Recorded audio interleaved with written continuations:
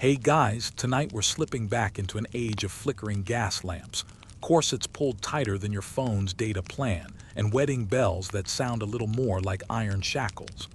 Welcome to Victorian Britain, where the gowns are gorgeous, the social rules suffocating, and if you're a wife, well, you probably won't survive this. Not emotionally, not socially, maybe not even physically. But hey, that's the bedtime story we're diving into. So before you get comfortable, take a moment to like the video and subscribe, but only if you genuinely enjoy what I do here. And since I love knowing where in the world you're listening from, drop your location and local time in the comments. I guarantee at least one person will realize they're listening at 3 a.m. and regret nothing. Now dim the lights, maybe turn on a fan for that soft background hum, and let's ease into tonight's journey together. The bells ring, lace flutters, and your hands tremble as you step into the church. It's your wedding day. Everyone tells you this is the happiest day of your life. The preacher beams, the congregation sniffs politely, and your soon-to-be husband stands at the altar, looking at you like a man claiming property he's just purchased at auction, which in a sense is exactly what's happening. You're young, shockingly young by modern standards. For many Victorian women, marriage arrives in their late teens or very early 20s. Imagine barely outgrowing pimples and suddenly you're in a binding lifelong contract where the fine print is written entirely by men. No pressure. Your father has likely arranged this match, not because of undying love, but because it's suitable. Maybe your family needs the financial alliance. Maybe your dowry sweetened the deal. Maybe your husband is double your age but has land. Congratulations, you're now the prize in a transaction. The vows you repeat sound innocent enough. To love, honor, and obey. That last word, obey, isn't just for poetic flair. It's legally reinforced, socially drilled into you, and endlessly quoted back when you dare to raise an eyebrow. You aren't just promising to be a partner, you're pledging obedience in perpetuity. Romantic, right? After the rice is swept up and the carriages roll home, the reality sets in. You've traded your father's authority for your husband's, that's it. Your life is now under his protection, a word Victorian men use like a shiny veneer over ownership. You can't own property independently. You can't sign contracts. You can't even keep your own wages if you somehow find work, which most respectable wives aren't supposed to do anyway. From this day forward, you don't just share his name, you legally become him. Your identity is absorbed, erased like chalk under a damp cloth. And don't think romance is your safety net. Victorian marriage isn't built on passion, it's built on duty. Society warns you against marrying for love. It's reckless, impractical, even dangerous. Practical matches are encouraged. Love, that's a luxury and often dismissed as something immature girls dream of while doodling hearts in the margins of their needlework. If you're lucky, affection grows over time. If not, well, you've signed a lifelong lease with no exit clause. The average wedding night isn't something you blush about in hindsight. It's something you endure. Remember, women of this era are rarely taught the mechanics of sex before marriage. Proper mothers whisper vague advice like, do your duty, or endure what is expected. Your husband, meanwhile, may have already gained experience elsewhere, and not always in the most hygienic of circumstances. Let's just say the era's lax understanding of sexually transmitted diseases means you might wake up not only with a husband, but also with syphilis. Lovely wedding favor. But let's pause here for a quirky tidbit. Did you know that many Victorian brides tucked a sprig of myrtle into their wedding bouquet? It was a symbol of fertility, imported from Queen Victoria's own bouquet. Sounds sweet, until you realize it was basically a floral reminder that your real job begins not at I do, but when you start producing heirs. A decorative little nudge that your womb is now public property. This leads to an open scholarly debate. Historians still argue whether Victorian women genuinely accepted these roles with resignation, or whether they cultivated quiet rebellions, small acts of resistance that never made it into official records. Some argue most wives internalized obedience as natural. Others believe simmering discontent lurked beneath the lace collars, hidden in diaries and whispered letters. Either way, you stand in that church knowing you're stepping onto a stage where every movement is choreographed, and the audience never leaves. And here's the brutal reality check. As a wife, you can't get out. Divorce laws at this time are less legal recourse and more impenetrable brick wall. Until the late 1850s, divorce required a private act of parliament, meaning only the wealthy and politically connected could even attempt it. So unless your husband commits an outrage that shocks society itself, you're stuck. Permanently. Like glue spilled on your favorite dress, no amount of scrubbing will undo it. Day by day, the little freedoms vanish. Want to visit your parents? You need permission. Want to spend household money? Ask first. Want to read scandalous novels? Better hope he doesn't catch you. Even your body is not truly yours. Marital rape isn't recognized as a crime because the law assumes consent is permanent once the vows are spoken. Remember that obey vow. It's not symbolic, it's a lifelong hall pass for him. And society doesn't pity you. In fact, it congratulates you. You're respectable now. Married women occupy a higher rung than spinsters or widows. Never mind that you've traded independence for chains. The world smiles as long as you wear the right dress and keep your mouth shut at dinner. Here's the joke hiding in plain sight. The same society that demands you marry young will then wag its finger when your marriage looks miserable. If you show sadness, you're ungrateful. If you laugh too loudly, you're frivolous. If you long for freedom, you're scandalous. It's like a game rigged so the player can never win. The only strategy left, perfect your poker face. Smile while suffocating. And all this begins on your wedding day, the so-called happiest day of your life. The lace veil hides not just your blushes, but the silent knowledge that your life is no longer yours. The crowd cheers. The bells ring. You grip his hand. And deep down, you know, the ceremony isn't a celebration. It's the first day of your captivity. So tonight, as you lie in that perfumed bed, lace sleeves tangled, corset unfastened at last, think about what you've agreed to. Think about the vows that sounded so sweet in the echoing church but now ring like iron bars. The chain is delicate, embroidered with roses, but make no mistake, it is a chain. Tomorrow you wake not as yourself, but as his wife, and that role will define, confine, and slowly grind you down for decades to come. The morning after your wedding, sunlight streams through lace curtains, gilding the room in a soft glow that feels almost mocking. Everyone congratulates you on this new chapter, but as you stir beneath heavy blankets, the reality sets in. From this day forward, your life is measured in obedience. You are not a partner in this marriage. You are the supporting act, the quiet background music to his spotlight performance. Your first task is simple: obey. And not just in the small things, what gown to wear, what meat to serve at dinner, but in every imaginable layer of existence. The vows you whispered yesterday are no quaint poetry. They are a binding command. Your husband's will is law in this house, and society applauds the silence with which you accept it. Think of the way etiquette manuals flood the Victorian shelves, all singing the same hymn. A wife should be gentle, submissive, modest, pious, and silent. The perfect woman is a ministering angel in the home, soothing her husband's temper, cushioning his ego, and keeping the household clock ticking without ever demanding a thank you.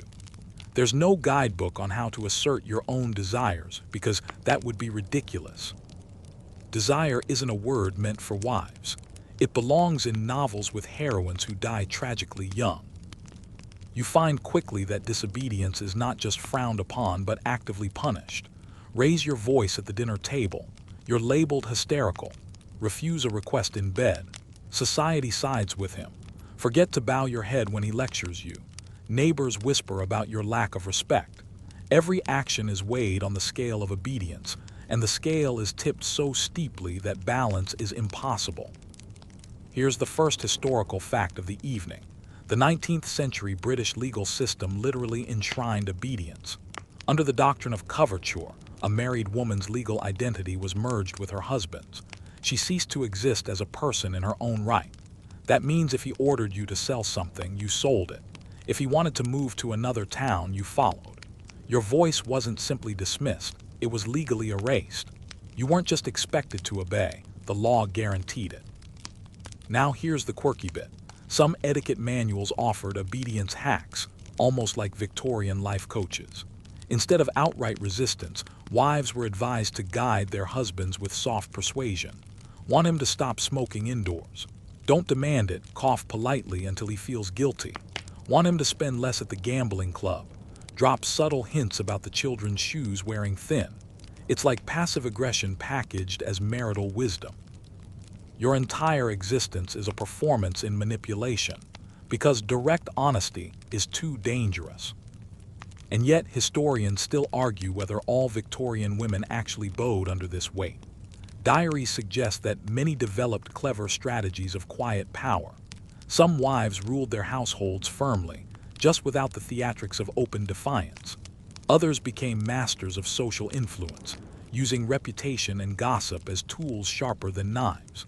So the question lingers, were Victorian wives purely submissive, or were they silent strategists, surviving in a system designed to crush them? But make no mistake, the expectation remains ironclad. Picture this, your husband comes home after a long day. He slams the door, tosses his hat on the chair, and growls about the soup being cold. What do? Apologize, of course. Even if you stood in the kitchen for hours, sweating over coal fires, blistering your fingers. The soup is never just soup, it's a test of obedience. Fail it and you risk sulks, raised voices, or worse. Pass it and you earn the hollow reward of a calm dinner. Your daily life becomes a string of such tests. The tone of your voice, the timing of your footsteps, the way you serve tea in the drawing room, every detail is scrutinized. Society calls it grace. You know it's surveillance. Sometimes obedience feels almost comic in its absurdity. For instance, did you know there were actual debates in magazines about whether wives should walk a pace behind their husbands in public? Too far back and you seem neglected. Too close and you seem brazen. Imagine every stroll down the street turning into a geometry puzzle. What's the correct distance to walk behind your own spouse? It's like being graded on your ability to be invisible. And here's the darker truth. Obedience is not always symbolic. It can be enforced with fists. Domestic violence, though politely unspoken, lurks beneath many households, but society brands it a private matter. If you defy him and he strikes you, neighbors may hear, but they will not intervene. The law may technically allow you to complain, but judges and police often laugh off such cases. After all, what's a husband without the right to discipline? It's obedience or consequences. You begin to notice how your world shrinks. Before marriage, you might have walked freely with friends, lingered in bookshops, visited family on a whim. Now outings are granted or denied at his discretion. Your father's authority has been replaced by his, and you are expected to accept it with gratitude. Isn't it lovely, relatives coo, that you have a man to take care of you? You nod and smile because no one wants to hear the truth. Care feels an awful lot like captivity. And yet you adapt. Humans always do. You perfect the art of soft speech, of folding your hands in your lap, of nodding at the right time. You discover that silence becomes a shield. Sometimes, letting him think he's right is safer than proving him wrong. You learn the delicate balance between invisibility and presence, between pleasing and surviving. Let's slide in a joke here, because even this grim world offers absurdities. Victorian etiquette books advised wives never to nag their husbands. Instead, they recommended singing softly when displeased, an angelic hum that supposedly soothed tempers. Picture it. You're furious because he's wasted money at the pub again, but instead of arguing, you stand in the parlor crooning like a bad opera singer. If nothing else, you'd at least annoy him into leaving the room. By night, you lie awake, staring at the ceiling. The gas lamps flicker shadows on the wallpaper, and you think about how swiftly your life narrowed. Yesterday, you were a daughter with some small freedoms. Today, you're a wife bound by vows that demand not partnership but surrender. The lace veil you wore at the altar wasn't just decoration. It was a symbol of erasure. Obedience is the air you breathe, the walls of your house, the unspoken rule that shapes every gesture. And as you drift into uneasy sleep, one thought follows you. If obedience is the measure of your worth, then disobedience is the measure of your doom. The choice isn't really a choice at all. The only question is how long you can play the part before the performance consumes you. You wake one morning to find the maid carrying away a small jewelry box your mother gave you. It's not theft, it's housekeeping. The moment you married, everything that was once yours became his.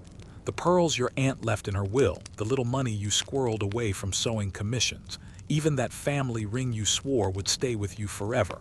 Legally, it all belongs to your husband now. And the strangest part, everyone tells you this is normal, even desirable. This is the property problem of the Victorian wife.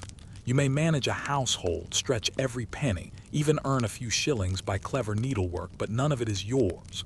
Under the law of coverture, a married woman ceases to exist as an independent economic entity. You are folded into his identity like an afterthought scribbled in the margins. People will say, the Joneses own that estate, but in reality, Mr. Jones owns it. Mrs. Jones is just there like wallpaper. The frustration sneaks up on you in tiny, humiliating ways.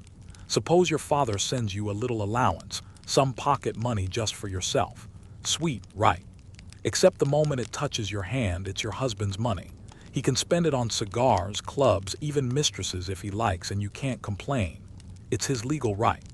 Meanwhile, if you dare to save a coin in a biscuit tin for emergencies, you risk being branded deceitful. A wife hoarding her own funds is practically committing treason against the sacred trust of marriage. Let's ground this with a solid historical fact. Until the Married Women's Property Act of 1870 and later reforms in 1882, wives in Britain could not legally own property separate from their husbands. Land, wages, inheritances, all automatically transferred to him upon marriage. If you were widowed, you might regain some rights, but as long as he lived, you lived economically under his shadow. The law didn't just suggest dependence, it enforced it. But here, the quirky side note, some women got sneaky. A clever bride might ask her father to set up a trust for her dowry, meaning her husband could benefit from the income but couldn't sell off the underlying property. Wealthy families sometimes used this loophole to keep greedy sons-in-law from squandering everything at the gambling tables. It was like the Victorian version of a prenup, except written in flowery legalese and guarded by stiff family lawyers in wigs. Not that this helped the average woman marrying a clerk or a blacksmith. Those matches rarely came with lawyers. And of course, historians still argue whether women truly felt robbed by these property laws, or whether many accepted them as part of the marital bargain. Some argue that middle-class wives often acted as unofficial accountants, managing budgets so efficiently that, in practice, they held considerable financial sway. Others counter that no matter how influential a wife might be at the dining table, the final signature on every decision was still her husband's. Influence isn't ownership, it's borrowed power, easily revoked. Imagine it. You're running the household accounts, juggling the cook's wages, the coal deliveries, the butcher's bill, all while keeping enough aside for new curtains when company visits. You balance every column with precision, but when the ledger closes, the money is his. You might even discover he spent double your careful savings at his gentleman's club in one night. And when you ask, gently, cautiously about it, he waves you off. My money, my choice. Except it isn't just his money. It was once your dowry, your inheritance, your labor. You just don't get to call it that anymore. And oh, the irony. Society praises you for being good with money.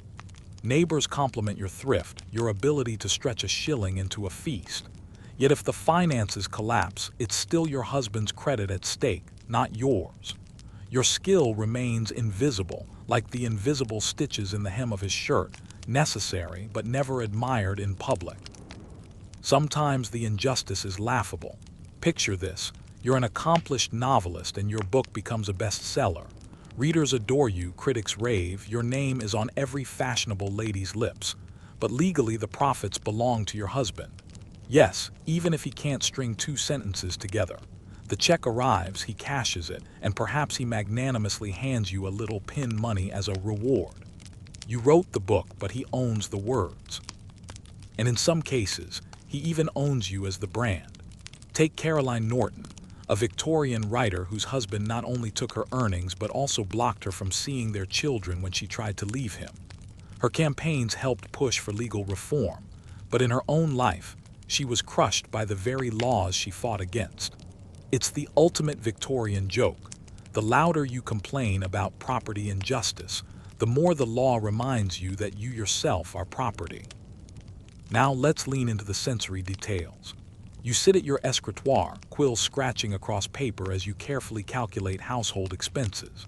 The smell of ink mixes with coal smoke drifting through the window. Outside, carriage wheels clatter on cobblestones, but inside it's just you, your sums, and the quiet awareness that no matter how well you manage, you'll never taste ownership. You stack coins, polish silver, mend linens, and every act enriches him, never you. It's a performance of competence with no applause, no paycheck, and no end. And yet another joke, because this story thrives on cruel ironies. Society constantly reminds you to be grateful. Isn't it wonderful, the vicar's wife gushes, that you don't have to work, your husband provides everything, provides. You think about the hours you spend managing servants, washing baby clothes, soothing fevers, patching sheets. If unpaid labor were coin, you'd be the richest woman in London. But in the world of Victorian marriage, your labor doesn't count. It disappears into his name, like water poured into sand. As night falls, you look around your finely furnished drawing room. The carpets, the china, the heavy oak furniture, they're all technically his. If you left tomorrow, you'd take nothing but the clothes on your back, and maybe not even those if he chose to claim them. Every polished surface reflects not just your taste but his power. You live inside a museum where you are both the curator and one of the exhibits.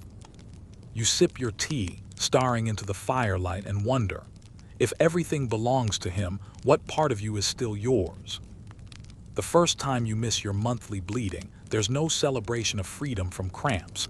There's only dread and whispered expectation. In Victorian society, motherhood isn't just an eventuality. It's practically the only reason you exist as a wife. From the moment you leave the wedding altar, neighbors, relatives, even strangers on the street are watching your belly for signs of fulfillment. You are a womb in a bonnet, a vessel for the next generation. And it doesn't take long. Many brides find themselves pregnant within the first year of marriage, often sooner. You barely have time to learn where the sugar is stored in the pantry before your body begins its slow, exhausting work. Nausea, fainting spells, aching joints. There's no sympathy. Pregnancy is your duty. You may have wanted a little time to settle in, to learn what it means to be a wife, but Victorian society isn't interested in your preferences. Your worth is measured in children, preferably sons, and preferably many of them. Here's a cold historical fact to anchor us. The average Victorian woman gave birth to 6 to 8 children. That's not counting miscarriages, stillbirths, or infants lost in their first year, a tragically common occurrence. Childbearing was relentless, a cycle that devoured decades of a woman's life. There was no reliable birth control beyond abstinence, and guess what? You couldn't exactly tell your husband no. Marital duty trumped your health, your exhaustion, and your fear. Of course, there were quirky solutions. Some women tried herbal concoctions whispered about in back alleys. Pennyroyal tea, rue, tansy, all dangerous, sometimes deadly. Others trusted bizarre folk methods, like jumping vigorously after intercourse or wearing amulets to ward off conception. And then there's the most eyebrow-raising tidbit. Crocodile dung had once been used as a contraceptive in ancient times, and though it wasn't exactly popular in Victorian Britain, references to strange past remedies floated through medical journals, a reminder of how desperate women were across history to control their fertility. Imagine explaining that to your doctor. Oh, yes, I tried the crocodile method. Yet historians still argue about how much choice women really had. Some scholars insist Victorian wives embraced motherhood, finding joy in children even amid hardship. Others highlight the despair recorded in letters and diaries, women terrified of another pregnancy, whispering their fears by candlelight or secretly envying childless neighbors. Was motherhood universally cherished, or was it often endured in silence? The answer, like most truths, lies somewhere between nursery songs and midnight tears. The weight of expectation isn't only physical, it's social. Imagine walking into church with no children after 3 years of marriage. The glances dart across the pews. People whisper about your health, or worse, your obedience. Perhaps she doesn't fulfill her duty, someone mutters. Or maybe they pity you, assuming you're barren, a shameful label that clings like soot. Your body becomes public property, your fertility debated over teacups as if it were a horse's breeding record. And once you do have children, the cycle doesn't slow. A baby at your breast, another swelling in your belly, a toddler clinging to your skirts. It never ends. Your figure changes, your strength falters, but society praises you as the ideal mother. The angel of the house, they call you, as though angel wings will somehow support your weary spine while you rock yet another infant through the night.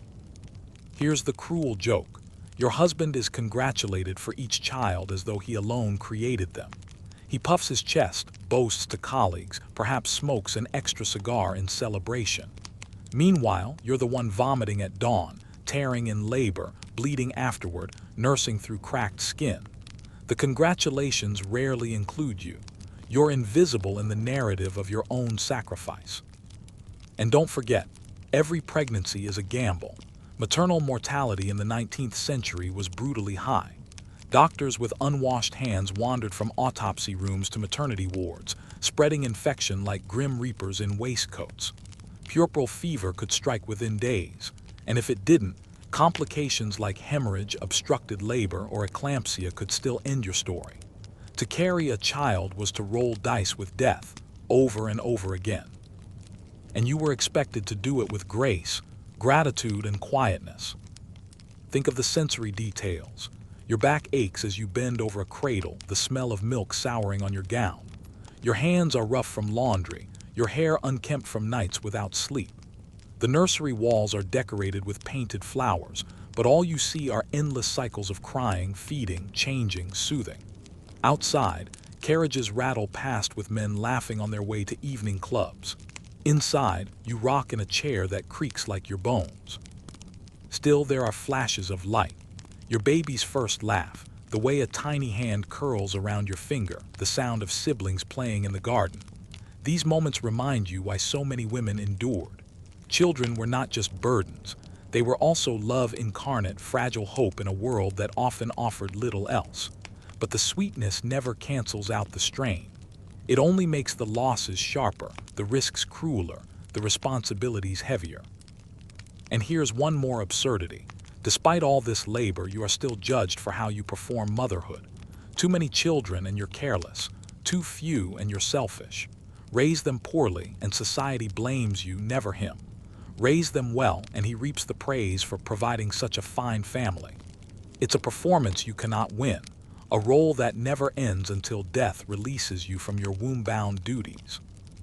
So when you lie down at night, exhausted, belly taut with another life, you think of how endless it feels. Pregnancy, birth, recovery, then back again. Your body is no longer your own. It is the empire's factory, producing citizens, soldiers, and heirs. And while the world applauds your husband's strength, it is your quiet endurance that holds the household, and sometimes the whole society, together. But no one says that aloud. The day arrives, and your body clenches with a pain so fierce it feels like your bones are being ground into dust. You grip the wooden bedpost until your knuckles white, your breath ragged, your hair plastered to your forehead with sweat. This is childbirth in the Victorian era, not the glossy portraits of Madonna and child you see painted in magazines, but a battlefield fought in silence, blood, and desperation. Everyone in the household knows what's happening, but no one really prepares you for the danger. The midwife bustles in with her basket of tools, some clean, some not, and you pray she knows more than the endless parade of men in black coats who once told you pregnancy was a natural duty. Natural, yes. Safe. Not even close. Here's a grim historical fact. In the mid-19th century, maternal mortality rates were shockingly high.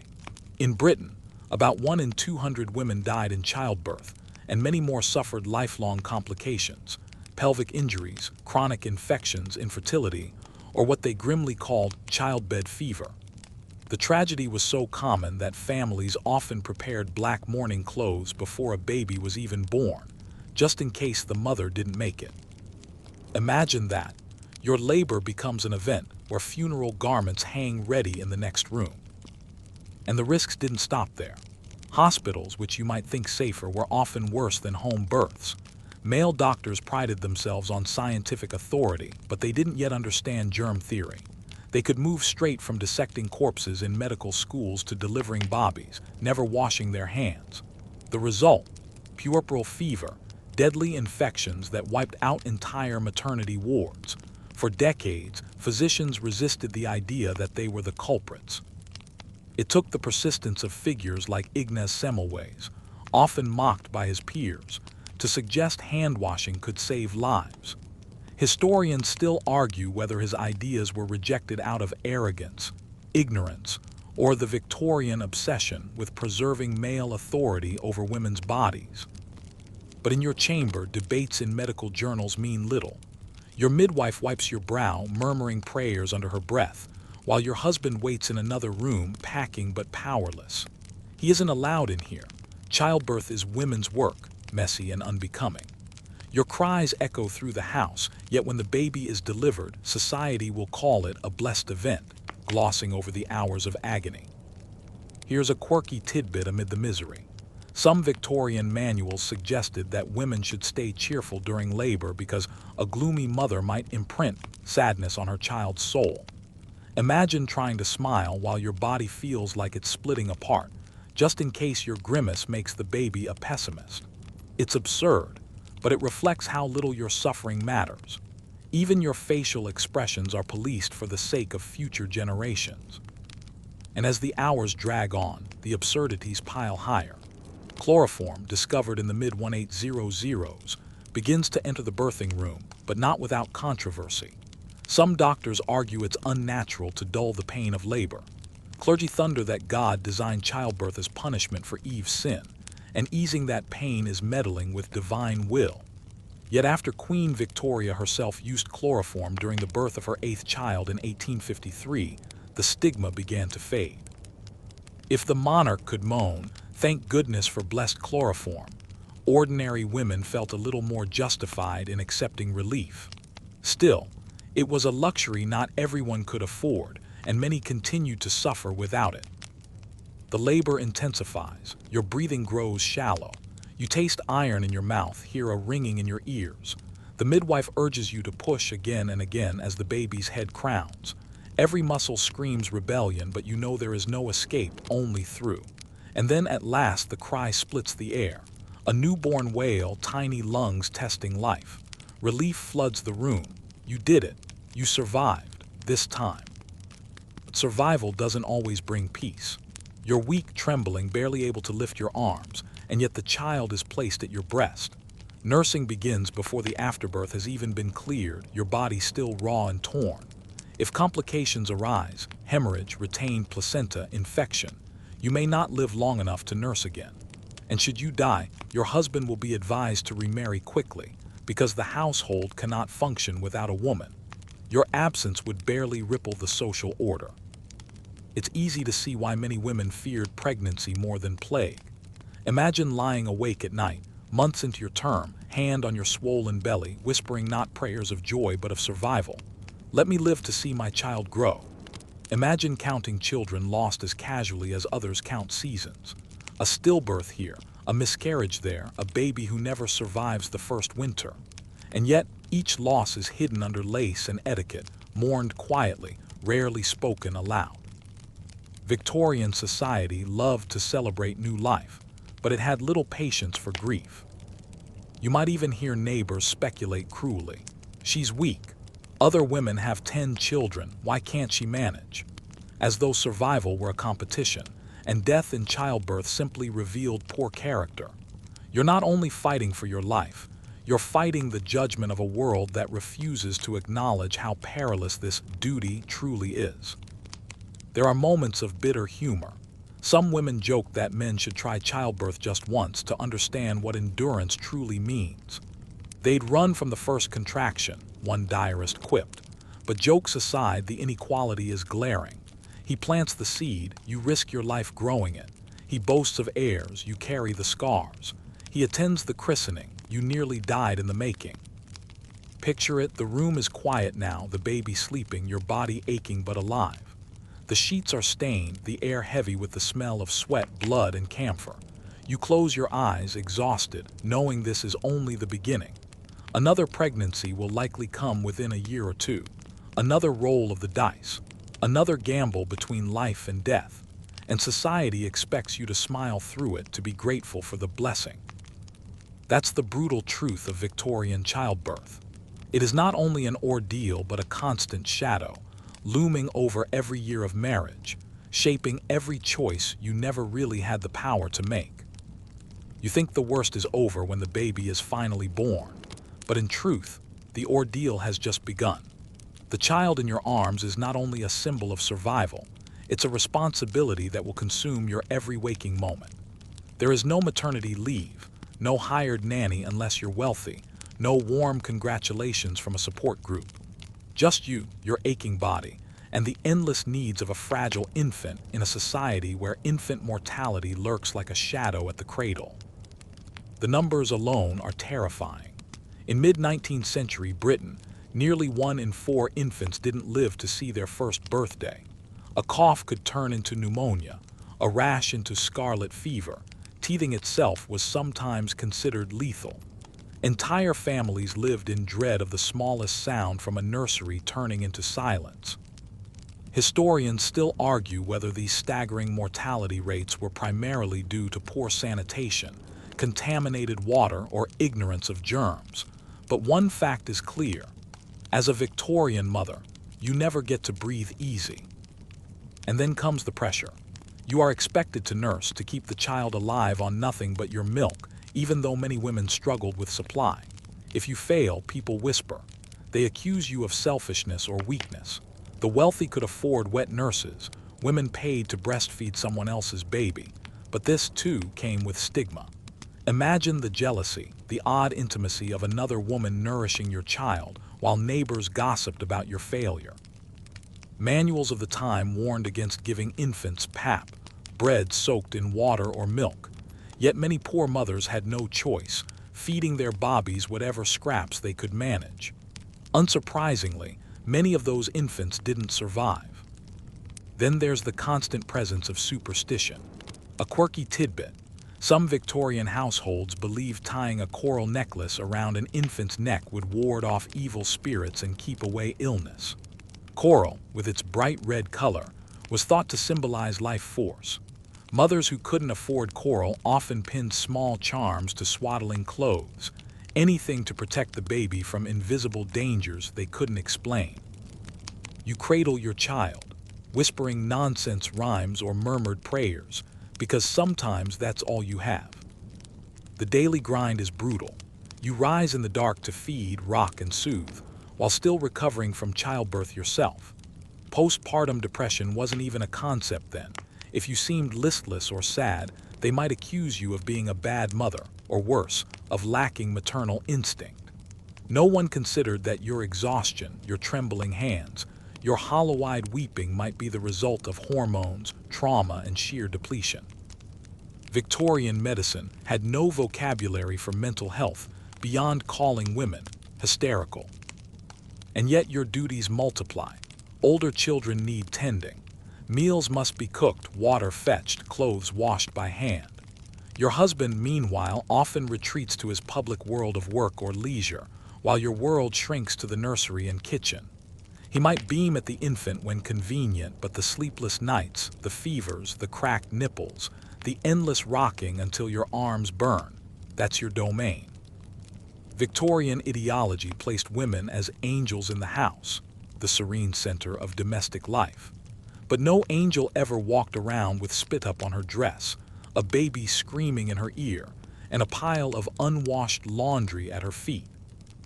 And just when you think you've managed one child, the cycle begins again. Victorian wives had little control over reproduction.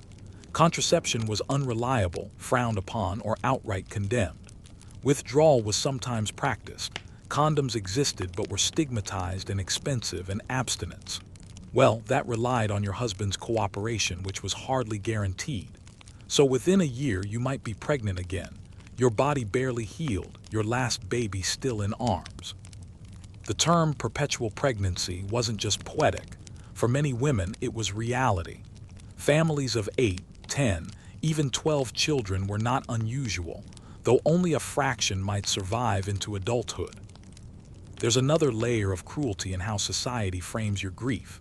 If a baby dies, and many did, you are expected to mourn privately, modestly, without disrupting the flow of household duties. Victorian culture embraced elaborate mourning rituals for adults, but infant death was often minimized. After all, you can have another. Imagine burying a child you carried, nursed, and loved, then being told by relatives not to fuss too much. The callousness cuts deeper than the loss itself. Sometimes, though, communities of women provided small islands of relief. Other mothers might share tips, rub goose grease on the baby's chest for coughs, put them to sleep slightly propped to avoid choking on the night air. These remedies were born of trial and error, half superstition, half practicality. Historians still debate whether Victorian folk medicine helped or harmed more than it healed. But for you, it's often the only comfort when a doctor is miles away or unaffordable. There's a bitter irony, too. Doctors often scolded women for being too attentive. Medical advice columns warned against spoiling bobbies with too much affection, insisting infants should toughen up through cold baths, strict feeding schedules, and minimal cuddling. Imagine standing over a crib, your instincts screaming to comfort your crying baby, but society telling you restraint builds character. Do you obey or do you defy? Either way, judgment falls heavy. And then comes the quiet terror. The baby is finally asleep, but you can't rest. You hover by the crib, placing a hand near the tiny chest, checking for breath. Sudden infant death, though not yet named, was an ever-present fear. Mothers lit candles through the night, rocked cradles with one foot while sewing with their hands, doing everything possible to ward off the silence that might fall too soon. Here, where the sarcasm slips in, you probably won't survive this, not because of one dramatic catastrophe, but because of sheer attrition. The sleep deprivation, the malnutrition from feeding others before yourself, the constant pregnancies stacked one on top of the other. Victorian manuals painted maternity as noble martyrdom, but in reality, it was often slow erasure. And yet, amid the exhaustion, there are flickers of light. A baby's laugh in the dim glow of a candle, the soft weight of a sleeping child on your chest, reminding you that survival, though fragile, is still possible. These moments keep you going, even as society demands more, even as your own strength wanes. By the end of the first year, if the child survives, you count it as a victory.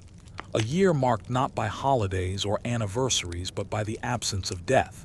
You've carried your child through fevers, through nights of endless rocking, through the judgment of neighbors and the indifference of doctors. But you know the journey doesn't end at infancy. There will be more pregnancies, more dangers, more demands. For a Victorian wife, the cycle of motherhood is not a chapter. It is the book itself, written in repetition, risk, and resilience. You've barely recovered from the chaos of childbirth and infancy, yet another storm brews quietly in the background. Your marriage is not just about family. It is a contract, one sealed with ironclad laws that leave you with almost no rights. Being a Victorian wife means living in a cage so subtle and so normalized that most of society insists it isn't even a prison at all. From the very start, you are told your role: obey, serve, and endure. The ideal, immortalized in poetry and etiquette manuals, is the angel in the house. You're supposed to be delicate yet tireless, submissive yet morally superior, cheerful while tethered to endless domestic labor, a walking paradox. You provide emotional and moral balance to your husband, who is seen as naturally lustful, worldly, and coarse. He moves in public. You are confined to private. And if you think that sounds unfair, you're right. But here's the catch. The law itself agrees with him, not you. Consider this stark fact. Once you marry, your legal identity essentially disappears. Under the doctrine of coverture, a wife's property, wages, and even her body were absorbed into her husband's authority. You cannot sign contracts in your own name. If you inherit money, it becomes his. Even custody of your children belongs to him, not you. Divorce is nearly impossible, and when it does happen, it's usually granted in the husband's favor. Historians still argue whether Victorian marriage law reflected a desire to protect women or to control them. But in practice, it left wives utterly vulnerable. The power imbalance bleeds into every corner of daily life. Say your husband squanders money on gambling or drink. You cannot stop him, nor can you reclaim what was yours before the vows. If he decides to move house, you go, whether you like it or not. And if he raises his hand against you, society shrugs. The phrase rule of thumb often gets misattributed to Victorian England, but the sentiment was real enough. Moderate violence within marriage was rarely punished. Courts frequently turned a blind eye, regarding domestic disputes as private affairs. Your bruises, your silence, your suffering, they stay hidden behind the neat lace curtains. Here's a quirky tidbit that underlines the absurdity. Etiquette guides sometimes suggested wives should cultivate small illnesses to win sympathy or keep their husbands home. Imagine being advised to fake headaches or fainting spells just to remind him you exist. It's both tragic and laughable, another symptom of how powerless you are to demand attention openly. And while your freedoms shrink, his expand. Victorian men could visit clubs, enjoy theater, dine with colleagues, or even maintain mistresses without too much scandal, at least if they were discreet. Meanwhile, you were expected to remain spotless, both morally and physically, even as you aged through relentless pregnancies and household drudgery. If a husband strayed, society might whisper but often excused him. If a wife faltered, she faced social ruin. Adultery in law was not symmetrical. A man's affair was a misdemeanor. A woman was a catastrophe. The imbalance becomes painfully clear when whispers of divorce surface. Until the Matrimonial Causes Act of 1857, divorce required a private act of Parliament, a process so expensive and humiliating that almost no one attempted it. After 1857, divorce became somewhat easier, but still heavily skewed.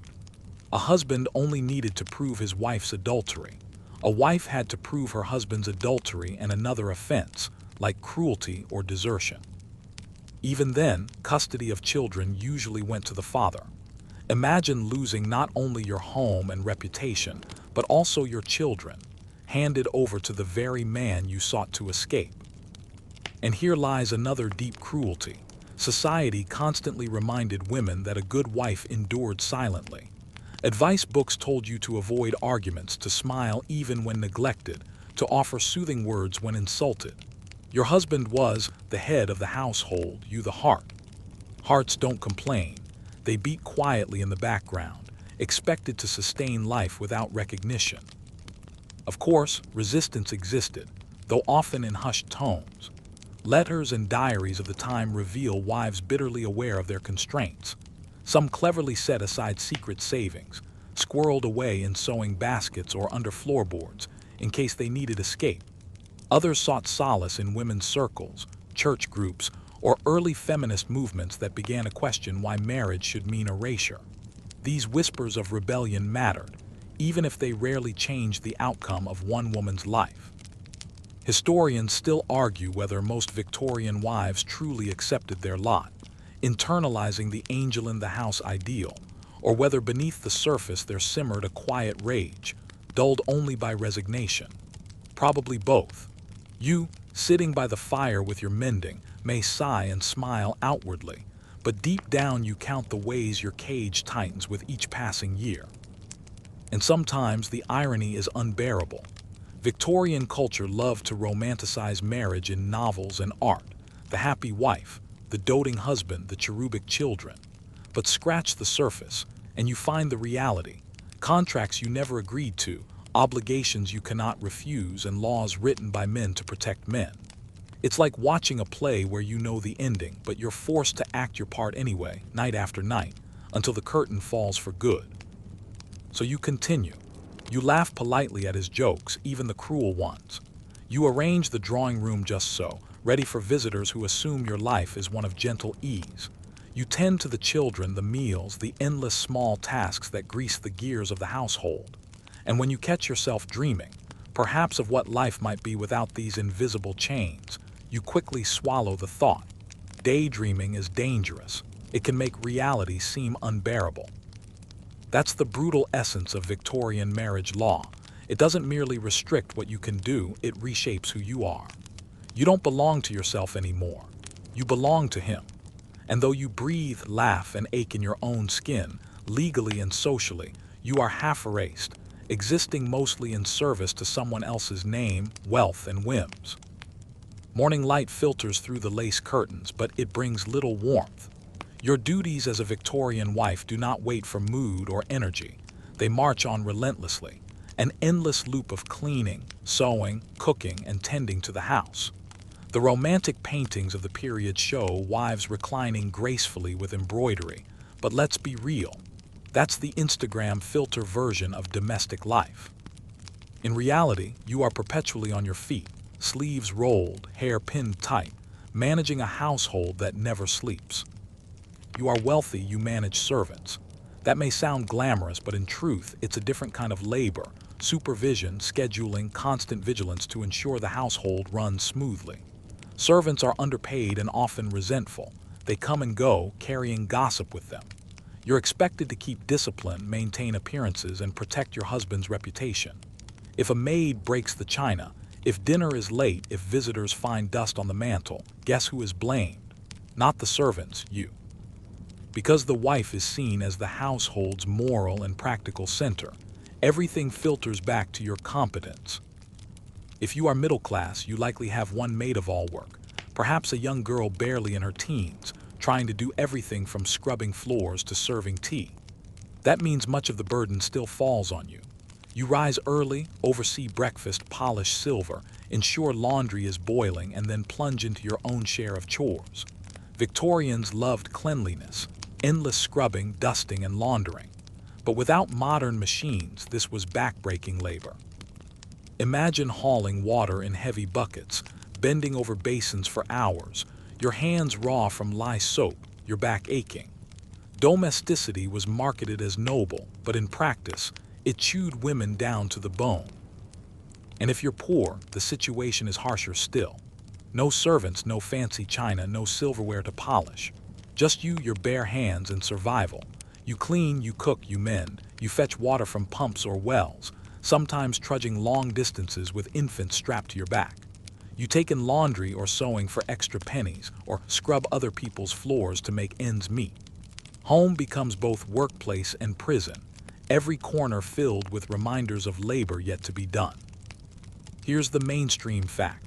The separate spheres ideology, men in the public sphere of work, women in the private sphere of home, defined Victorian domestic life. Men were breadwinners, women homemakers. The home was idealized as a sanctuary, a moral fortress in an industrial world. But for wives, that sanctuary often felt like a sweatshop, one without pay, recognition, or weekends off. And then there's the emotional labor. You're not just cleaning rooms, you're smoothing over tensions, keeping peace between children, maintaining a cheerful face when guests arrive. Victorian etiquette manuals insisted wives should be pleasant hostesses, ready to entertain with grace, wit, and charm. Never mind that you've spent all day baking bread, patching shirts, and shooing chickens from the garden. When visitors knock, you smile as though your only task is pouring tea. A quirky tidbit. Some housekeeping guides recommended that wives use lavender water on their aprons before guests arrived, so they'd carry the scent of refinement rather than the odor of boiling cabbage or soap. Picture it. You smell faintly of flowers while sweat drips down your back, a carefully curated illusion of elegance masking exhaustion. Yet beneath these routines lies constant judgment. Neighbors watch closely. Is your doorstep swept? Are your children neatly dressed?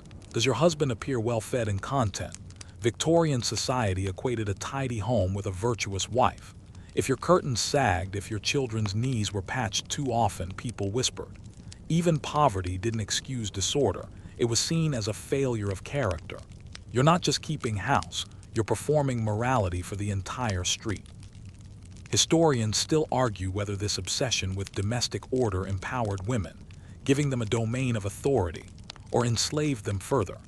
Some point out that wives took pride in running efficient households, carving out status within their limited sphere. Others argue that this empowerment was a gilded cage, a way to keep women busy with trivialities while men ruled the world outside. Either way, the outcome is the same. Your worth is measured in polished floors and folded linens.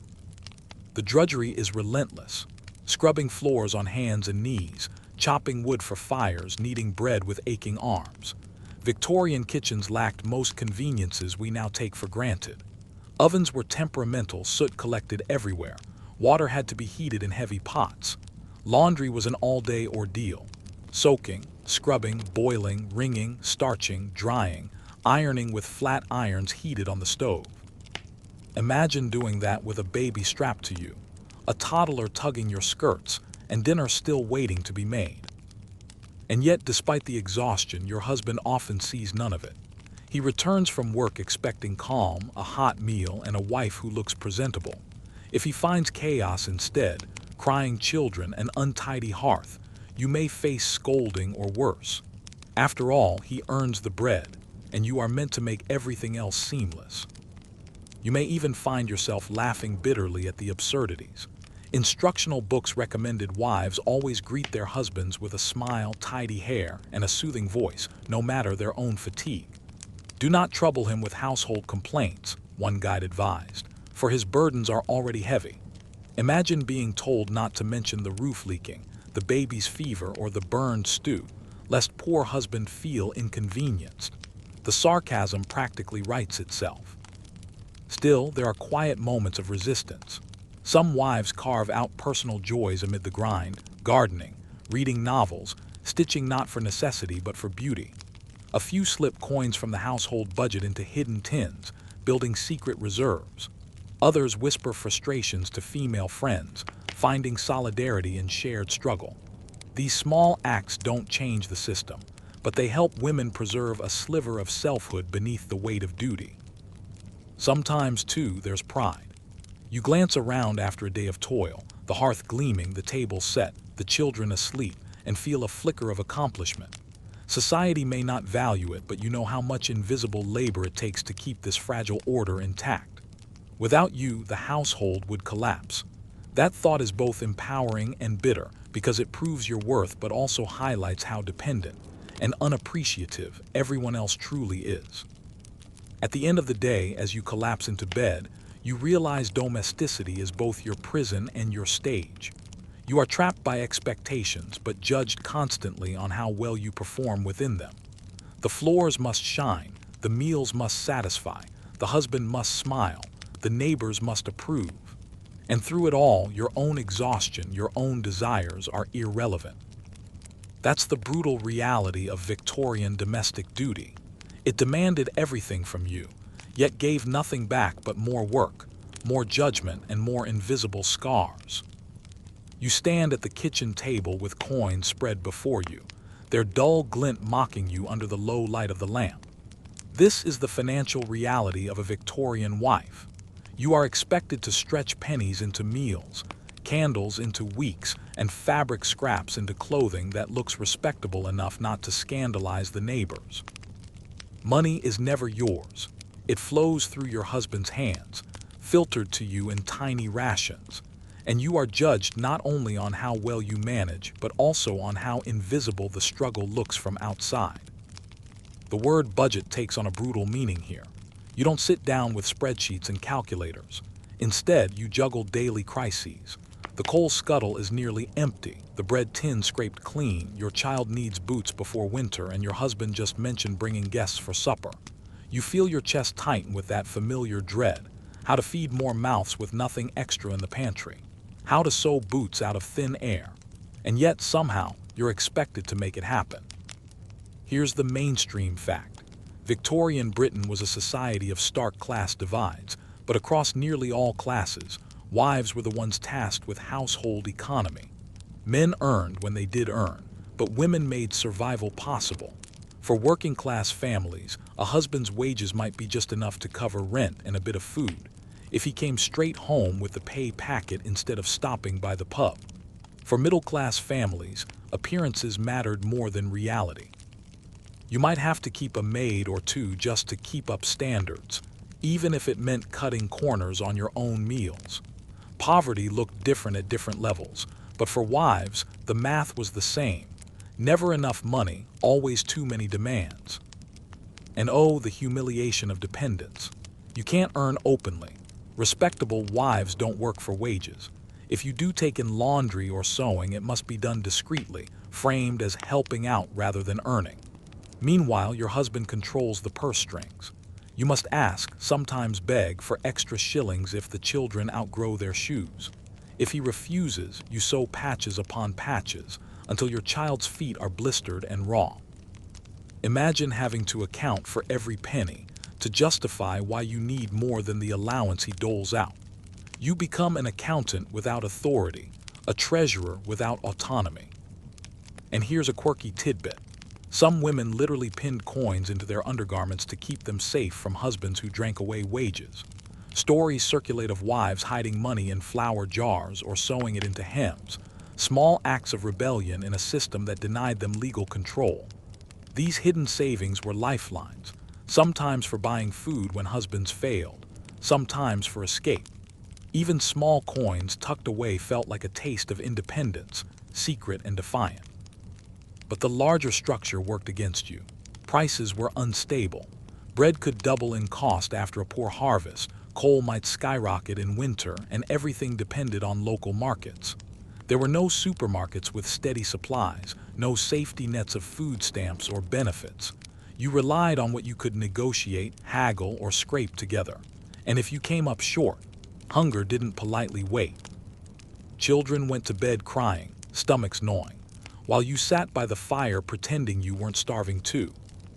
Historians still argue whether Victorian women were skilled financial managers out of necessity, or whether the system deliberately forced them into frugality as a form of control. Some claim women's budgeting created stability in households where men were unreliable, essentially making wives the backbone of the economy. Others argue this responsibility was simply another layer of exploitation, forcing women to carry blame for poverty they didn't cause. After all, when food ran out, no one blamed the wage system or high prices. They blamed the wife. She must be careless with money. The stress eats at you in invisible ways. Nights are spent awake, tallying expenses in your head. Soap, candles, rent, flour, meat if you can afford it, milk for the baby, coal for the fire. You calculate and recalculate, knowing even one sick child or one broken tool can topple everything. There's no emergency fund, no credit card, no safety cushion. Just a constant tightrope walk, and below it, the abyss of debt. Debt in Victorian times wasn't just numbers on paper. It could mean debtors' prison, disgrace, or eviction. And guess who shoulders the blame when creditors come knocking? Not your husband, the one who earned and squandered, but you, for failing to manage. The absurdity is almost laughable if it weren't so cruel. Advice manuals for wives encouraged them to make do and mend, to repurpose scraps, to spin leftovers into creative meals. But they never acknowledged that sometimes there simply wasn't enough to stretch. You can't make soup from air. You can't clothe children with hope. And yet society idolized the thrifty wife, a woman who could supposedly keep her family afloat through cleverness alone, as though she had magical powers to conjure bread out of nothing. Even in better-off households, money was a trap. Middle-class wives had to keep up appearances, servants, good furniture, decent clothing, on budgets that barely allowed it. You might scrimp on your own dresses to afford a second maid, because God forbid neighbors see you scrubbing your own floors. Respectability demanded constant performance, and wives paid the price. Behind the polished parlors and neat bonnets, countless women worried over bills, dreading the post that might carry another demand from a creditor. And if you faltered, if the pantry was bare or the children looked shabby, judgment was swift. Gossip among neighbors was vicious, and failure reflected not only on you but on your husband's reputation. Imagine the irony. Men controlled the wages, but wives bore the social shame of poverty. A poorly managed household meant whispers about your inadequacy, your incompetence, your lack of virtue. Poverty wasn't just hunger, it was humiliation. So you develop small strategies, half clever, half desperate, watering down milk, stretching stews with potatoes instead of meat, unpicking old clothes to resew into new shapes for younger children, selling your hair for wig makers when times get truly desperate. Yes, that was real. Victorian women sometimes sold their hair to earn a few shillings. You can almost hear the sarcastic echo, but at least the family was fed, even if mother's head looked shorn. At the end of the day, you're caught in a bind. You are the financial steward of a household, but without power, rights, or resources. You make miracles daily, but no one calls it a miracle. They call it your duty. And should you fail, even once, they'll say you weren't clever enough, careful enough, devoted enough. You carry not only the hunger in your children's bellies, but the crushing weight of blame, too. That's the brutal truth of Victorian household finances. You balance coins like a circus act, knowing one stumble means ruin. And yet, you smile when visitors come, you pass bread around the table, and you keep secrets about how close you are to collapse. Because appearances must be preserved, even if your body and spirit wear thin. The mirror is not your friend. It is a judge, a relentless inspector, a reminder that in Victorian society your worth is tied not only to your obedience and thrift, but also to how well you present yourself, and by extension, your husband. You could be starving, your feet aching, your spirit weary from endless domestic labor, but if your dress is wrinkled or your bonnet unfashionable, tongues wag. Respectability in the Victorian era was not optional, it was survival. Step into any street in London, Manchester, or York, and you'll see the unspoken hierarchy of fabric and trim. A woman's dress instantly signals her class, her husband's income, her moral standing, and even her supposed virtue. You might be a model wife, endlessly devoted, managing a household on the thinnest of means. But if your dress looks shabby, neighbors will assume neglect, laziness, or worse. Appearance was moralized and morality was everything. And here lies the trap. Fashion in the 19th century was both a prison and an obsession. Silhouettes shifted constantly. Gigantic crinolines in the 1850s, bustles in the 1870s, slimmer forms in the 1890s. Dresses weren't just garments, they were constructions, frameworks of wire, whalebone, and fabric that shaped women's bodies into the ideal of the decade. To look proper, you needed corsets laced tight, petticoats layered thick, skirts brushed and rebrushed until they gleamed.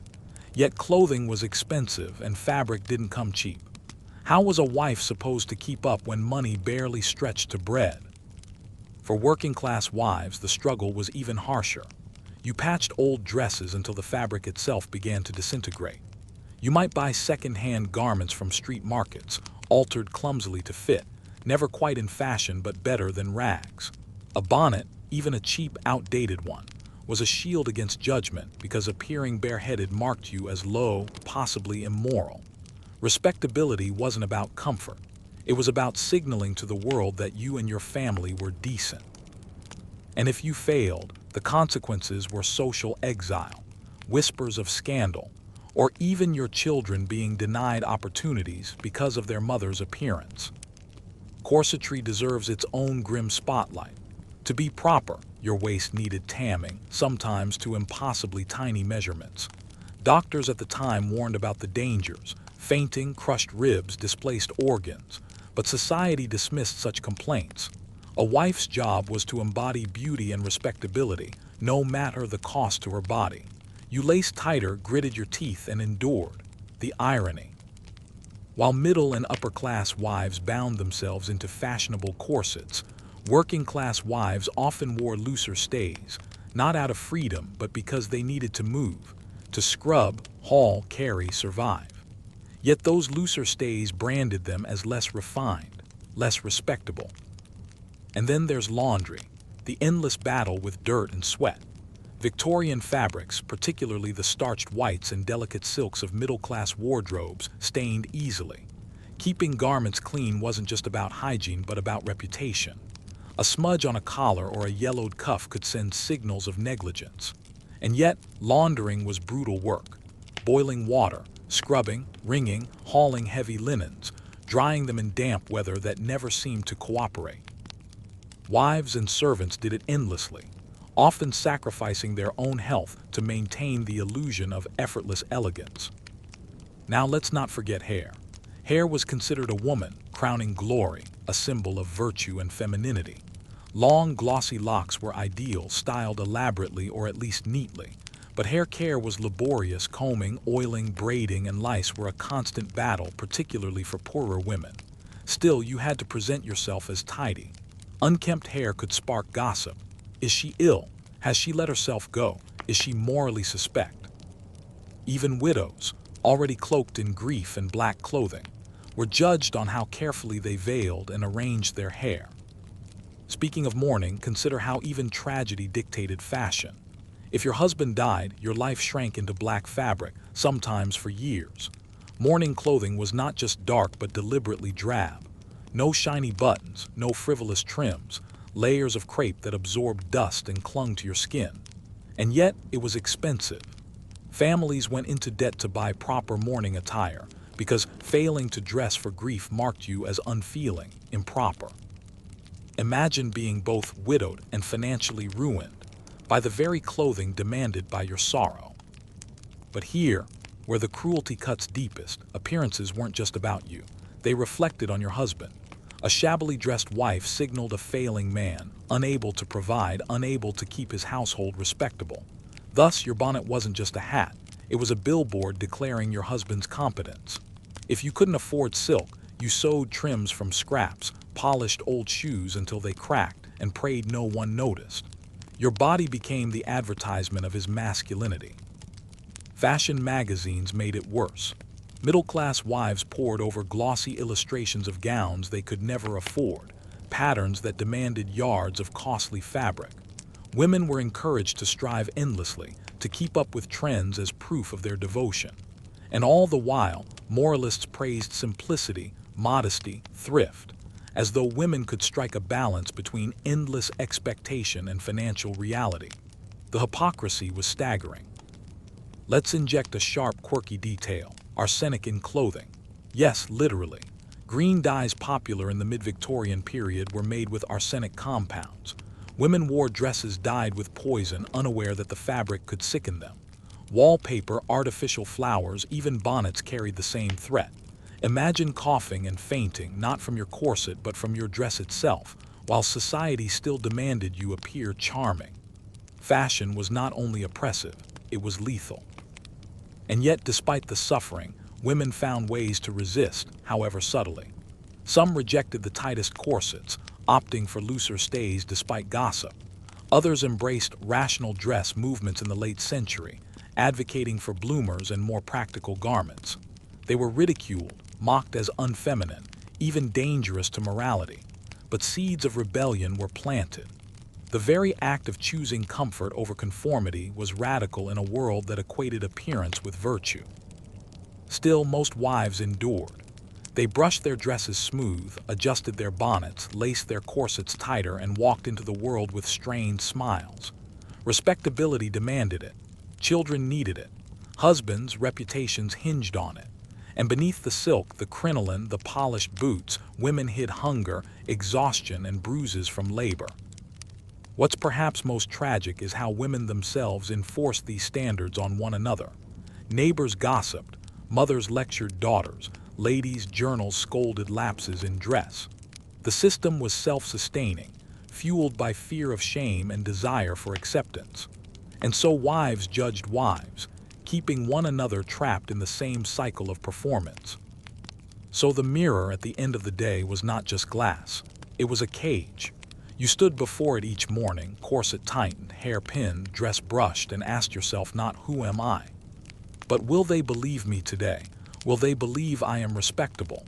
Will they believe we are thriving, even if the truth is anything but?" This was the brutal truth of Victorian fashion. It wasn't clothing. It was armor, disguise, and prison all at once, and wives bore the full weight of it, silently, every single day. The walls of a Victorian home are thick, but not thick enough to muffle every sound. You hear the raised voices, the slamming of a door, the stifled sobs that seep through the plaster at night. Neighbors hear it too, but no one speaks. In your world, bruises are not evidence of crime. They are private matters, and polite society insists on pretending they don't exist. Imagine this. You live in a small terraced house, the air damp and the walls thin. Your husband comes home after too much gin, his boots heavy on the floorboards, his temper already sharp. A quarrel begins over something trivial, supper too late, children too noisy, money too short. His hand rises, quick and practiced. Pain blooms across your cheek, but tomorrow when you walk to market, you'll keep your veil down and your voice quiet. Everyone will know, but no one will say. That silence is the real brutality. Victorian law, for much of the century, treated wives as property, and property could be disciplined. Courts might scold a husband for going too far. Beating a wife with an iron poker was frowned upon. But a slap, a shove, even regular correction, was seen as part of household order. One judge famously ruled that a man could beat his wife with a stick no thicker than his thumb, which later generations simplified into the grim phrase rule of thumb. Historians still argue whether the phrase truly originates from that ruling, but the sentiment remains. Society normalized violence against wives, so long as it didn't spill too obviously into scandal. For poorer wives, the threat was constant. Alcohol played a vicious role. In working-class districts, cheap gin-fueled rages and domestic fights became nightly spectacles. Reformers wrote horrified pamphlets about wife beating as the curse of the slums. Yet even their outrage carried judgment toward women. Why didn't wives just endure more quietly? Or worse, why didn't they manage their husbands better? Respectability demanded silence, and silence protected the abuser. Middle and upper-class wives suffered too, though their bruises were cloaked in finer fabrics. Violence in wealthier homes was carefully hidden behind closed curtains, hushed by servants who knew better than to talk. A wife with a black eye might excuse it as a fall down the stairs. If she broke down in tears at a dinner party, whispers would follow, not about the husband's cruelty, but about her nerves. In fact, doctors sometimes diagnosed abused wives with hysteria rather than acknowledging the violence they endured. The very language of medicine erased the crime, recasting trauma as female weakness. The hypocrisy was staggering. Victorians championed the ideal of the home as a haven, a moral refuge from the corruption of the outside world. The wife was called the angel in the house, pure, nurturing, the gentle heart of domestic life. Yet inside those same houses, angels were beaten, and no one dared disturb the illusion. Respectable families would rather bury the truth than admit that violence lived in their drawing rooms. And when wives reached breaking point, their options were few and bleak. Divorce, as we've already traced, was nearly impossible until the mid-century reforms, and even then the laws were stacked against women. To seek separation, a wife often needed proof of aggravated cruelty, proof almost impossible to gather when neighbors and courts alike refused to see bruises as evidence. Many women simply endured, calculating that the shame of public exposure was worse than the pain at home. Others fled, only to find themselves destitute, with no legal right to their children or property. It was a trap in every direction. Here's a quirky but telling detail.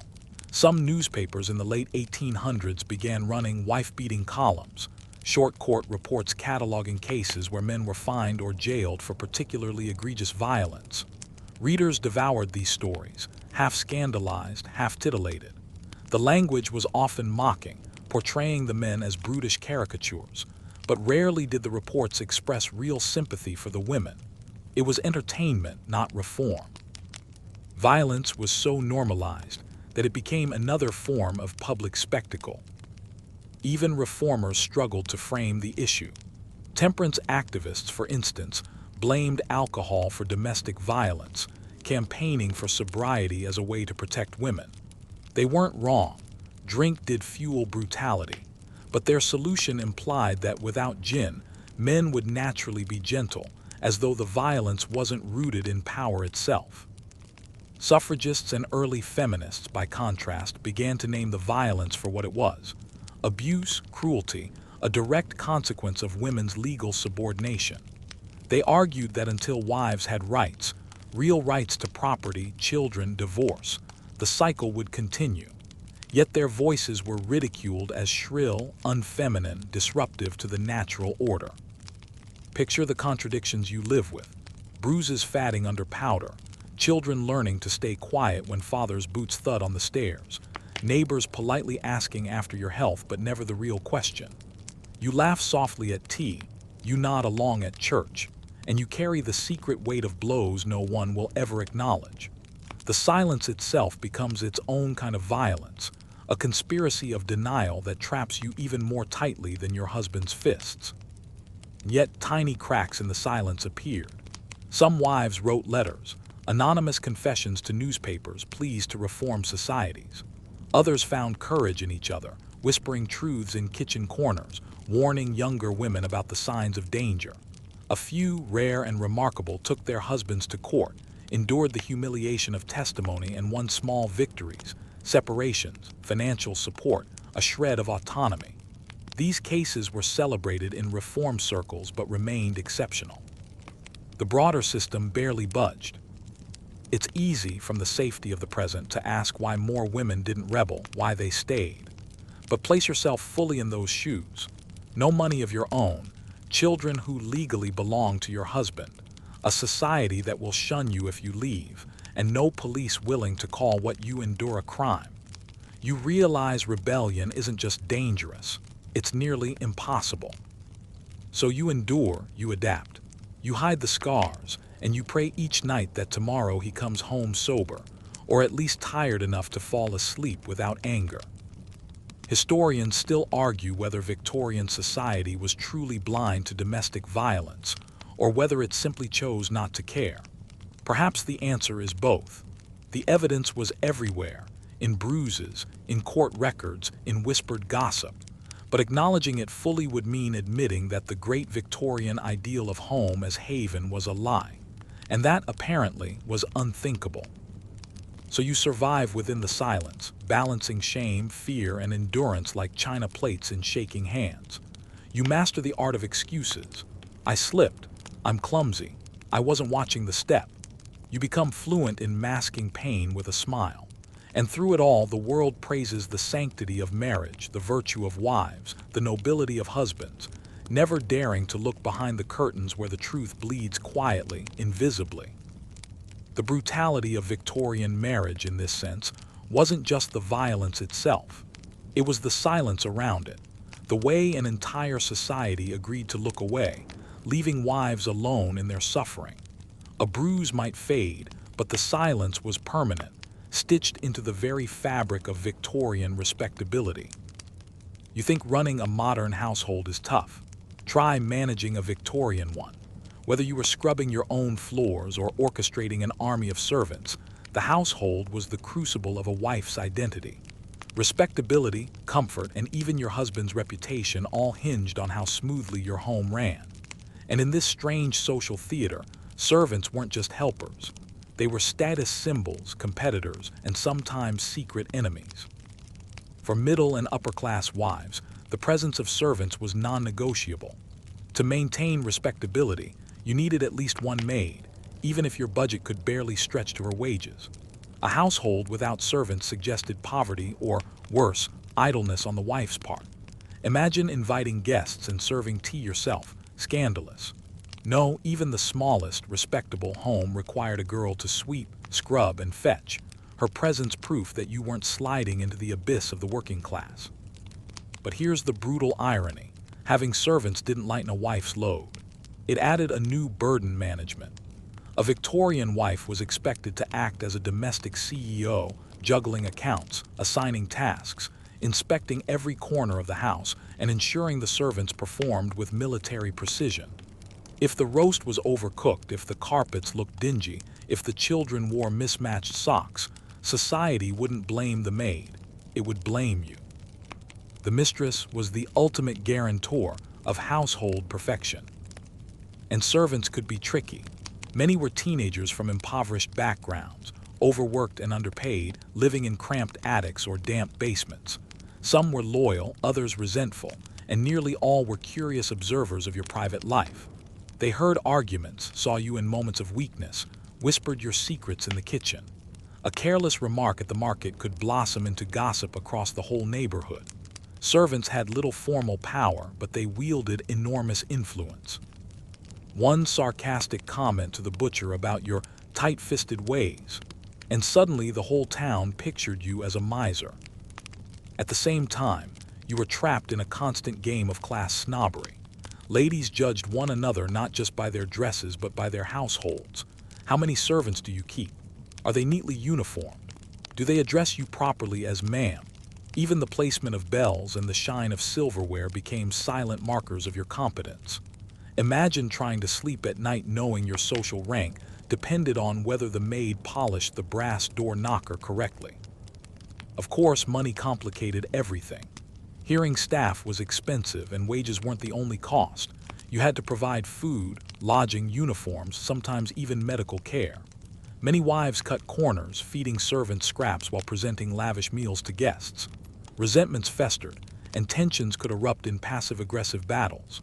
A cook might deliberately oversalt a dish, or a scullery maid might forget to iron a collar, exacting tiny revenges on the mistress they disliked. The relationships could also turn darker.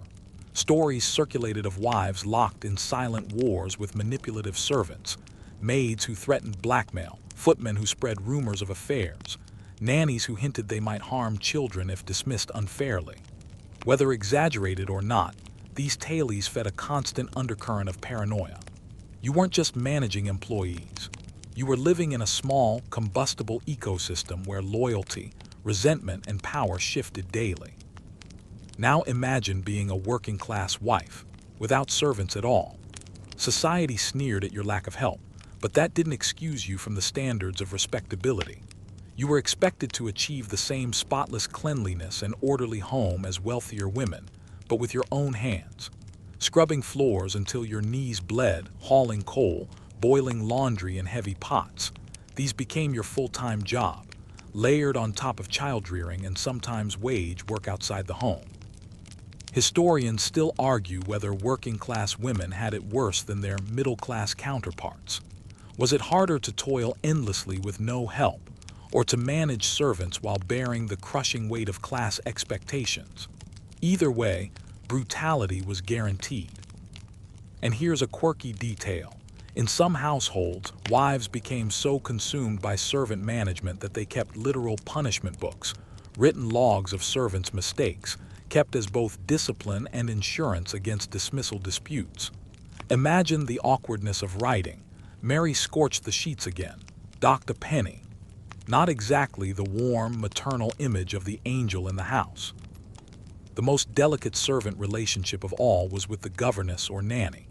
Entrusted with your children, these women occupied a strange in-between class position, educated but not wealthy, living in your home but not quite part of it. Many wives felt threatened by governesses, fearing gossip about their own shortcomings, or, worse, fearing the cliché of a husband's wandering eye.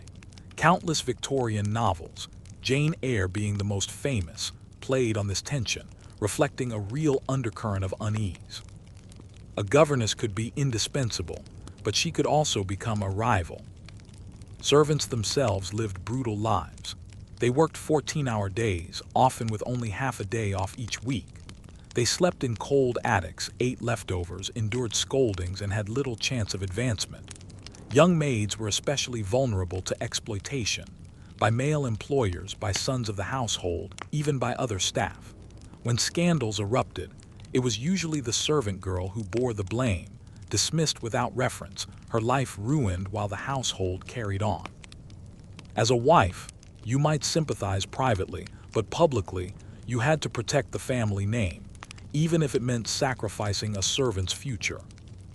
And yet, for all the harshness, some households developed genuine bonds. A loyal cook might stay with a family for decades, becoming a quiet matriarch of the kitchen. Children sometimes adored their nannies more than their mothers. In rare cases, servants even protected mistresses, covering for them in delicate situations or offering whispered comfort when tempers flared. These fragile connections remind us that within the rigid structure of Victorian domestic life, real human relationships still blossomed, messy, imperfect, but meaningful. Let's not forget the endless gossip. Servants weren't just part of your home, they were part of a vast information network. Markets, laundries, and taverns buzzed with stories exchanged by staff from different households. Your secrets could travel across town by evening, carried on the tongues of maids swapping anecdotes. That meant one careless remark to your cook could become tomorrow's scandal. For wives already balancing reputation like fine porcelain, this constant surveillance was exhausting. So the Victorian wife walked a knife's edge. Without servants, she was overworked and judged as poor. With servants, she was judged as incompetent if anything went wrong. Every mistake, every burned pudding, every wrinkled curtain became an indictment of her womanhood. Her home wasn't just a home, it was a stage, a theater of respectability, and she the director under constant review. And in this endless performance, servants were both actors and critics, allies and adversaries, invisible yet ever present. Their labor made the household function, but their presence made it a constant battlefield of class, gender, and reputation. For wives, there was no escape, just another layer of expectation in a life already burdened by law, custom, and silence.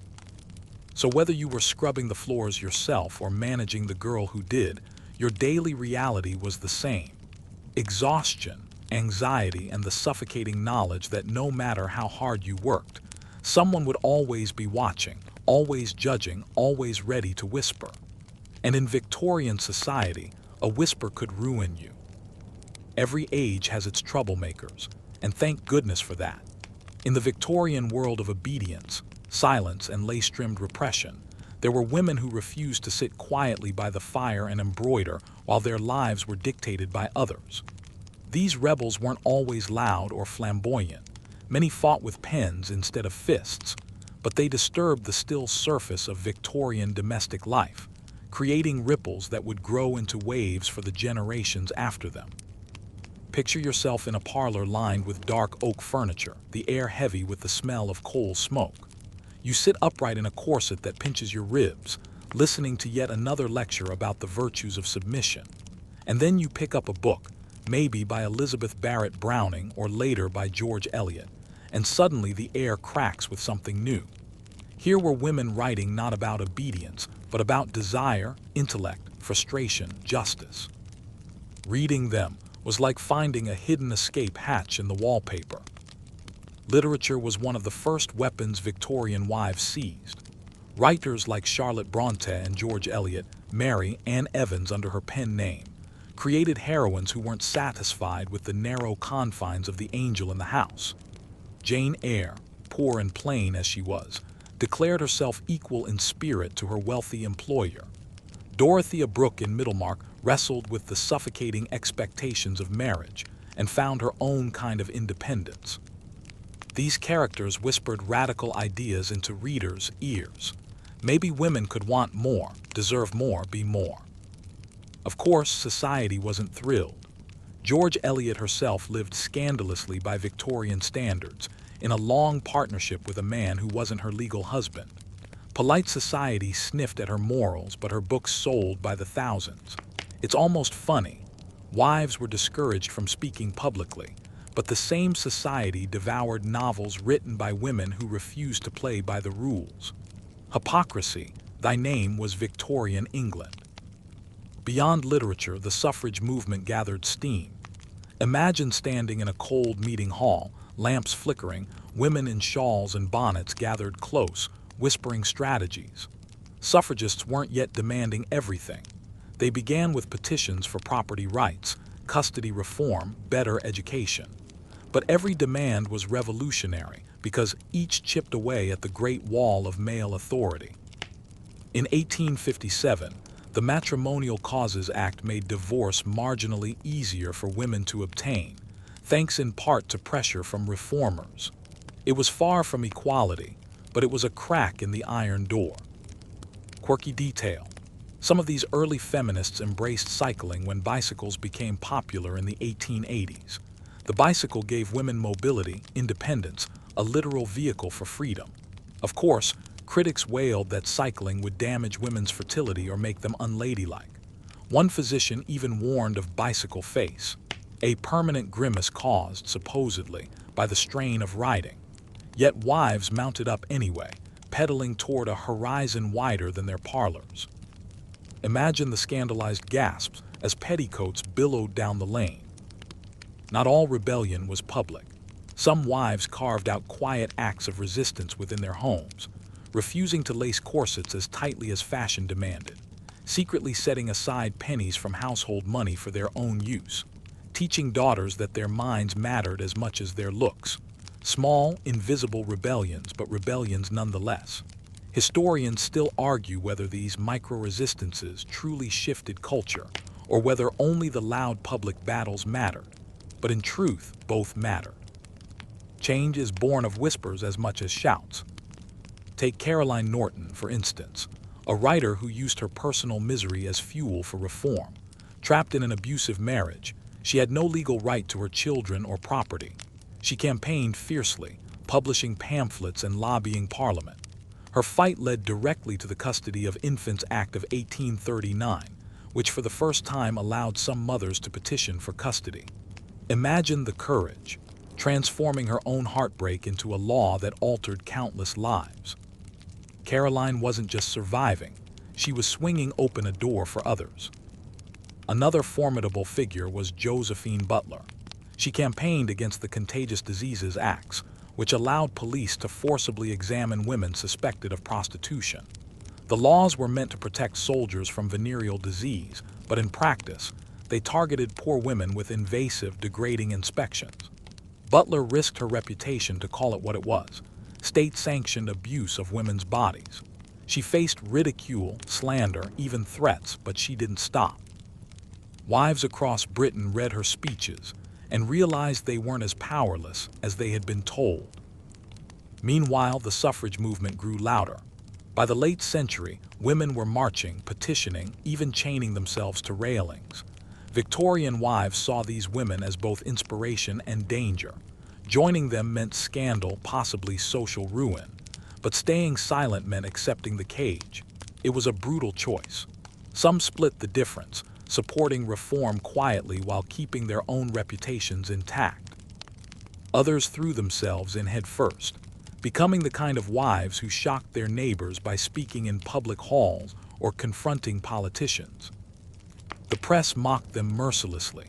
Caricatures showed suffragists as shrieking harridans, neglecting their homes while their husbands starved. But the ridicule only underscored how radical their demands were.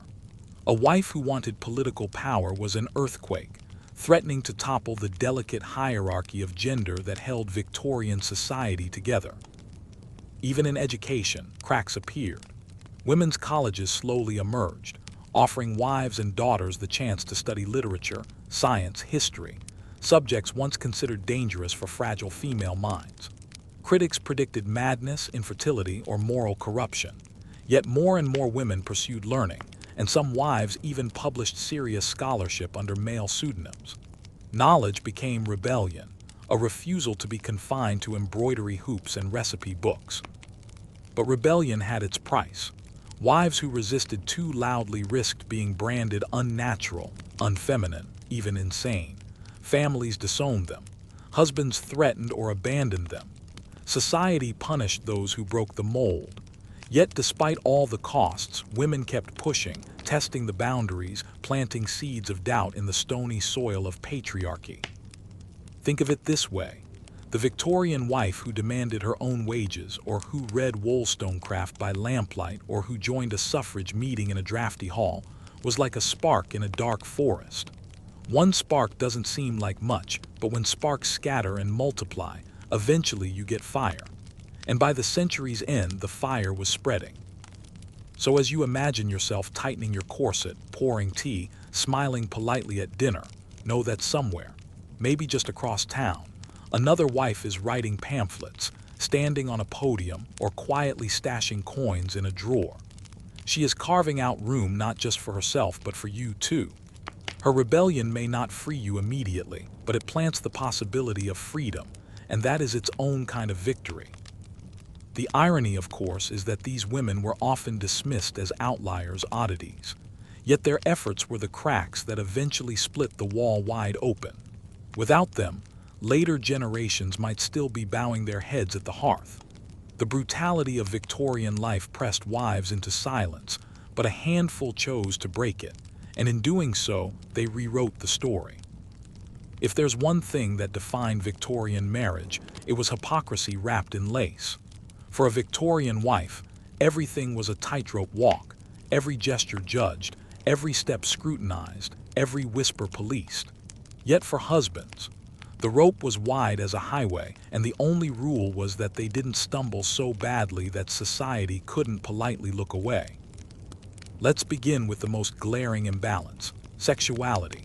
A wife was expected to enter marriage chaste, pure, untouched.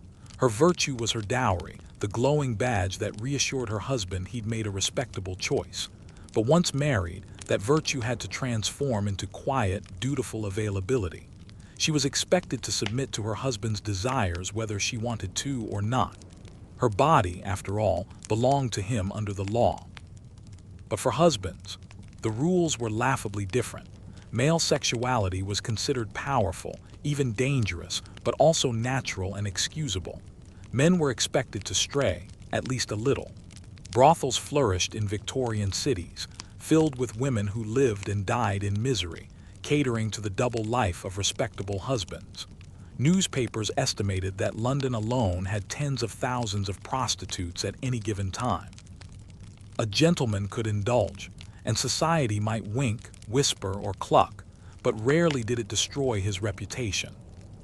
A wife, on the other hand, who strayed even once, even if trapped in a loveless or violent marriage, was branded for life. Adulteress, fallen woman. Society's disgust clung to her like soot, staining her in ways no washing could cleanse.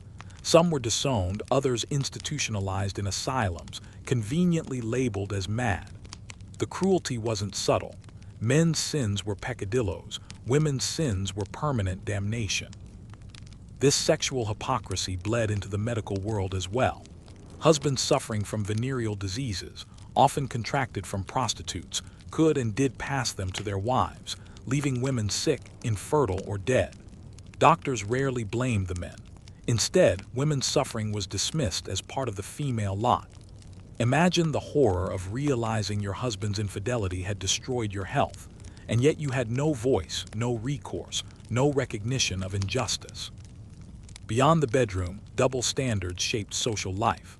Husbands could enjoy the public sphere: taverns, clubs, political meetings, theaters, even travel abroad. These spaces were considered their rightful domains. Wives, their domain was the home, the drawing room, the nursery. A woman who ventured too far into her husband's world risked scandal.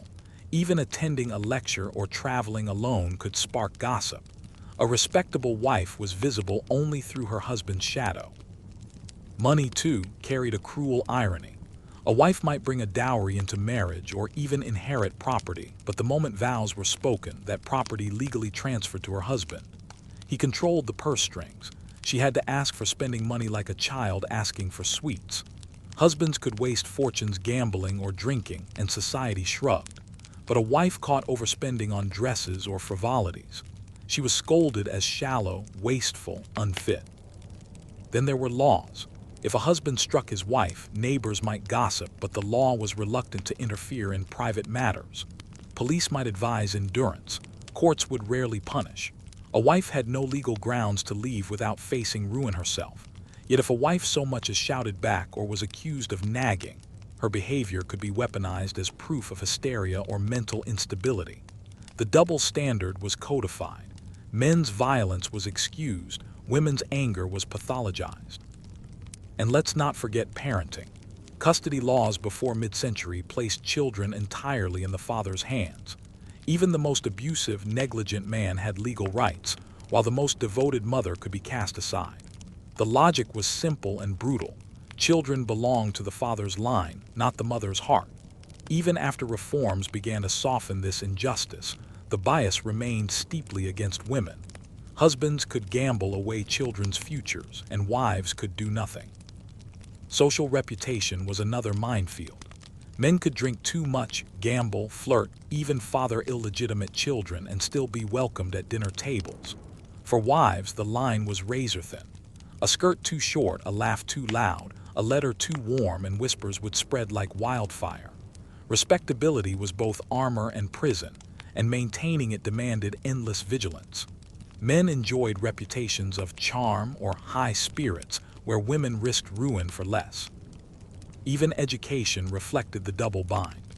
While men attended universities, studied law, medicine, or politics, women were told their brains weren't built for heavy study. A little music, a little French, perhaps some watercolor painting. These were considered sufficient accomplishments. A wife who read too seriously, who debated philosophy or politics, risked being labeled odd, dangerous, or unmarriageable. Yet the same husbands who mocked women's ignorance often sought intelligent companionship and criticized wives for being dull. You couldn't win. Consider religion, too. Churches preached obedience, holding up the biblical ideal of the submissive wife. Husbands were cast as heads of households, moral and spiritual leaders. Yet when men failed in these roles, drinking, cheating, neglecting, blame often fell on wives for not being patient, gentle, or pious enough to reform them. Wives bore the burden of men's sins, expected to endure and forgive endlessly. The moral double standard was as heavy as the legal one. Even in fashion, hypocrisy reigned. Wives were expected to present themselves as polished, modest, attractive, yet never vain. Men criticized extravagance while enjoying the spectacle of well-dressed women. Corsets crushed ribs, hoop skirts caught fire, hairpins jabbed scalps, all in service to the ideal of feminine beauty. Husbands, meanwhile, could throw on sober suits and be praised for seriousness. Women's appearance was duty, men's was convenience. The double standard even extended to freedom of thought. Husbands could express opinions boldly in politics, art, science. Wives who ventured strong opinions risked being silenced, mocked, or dismissed as unladylike.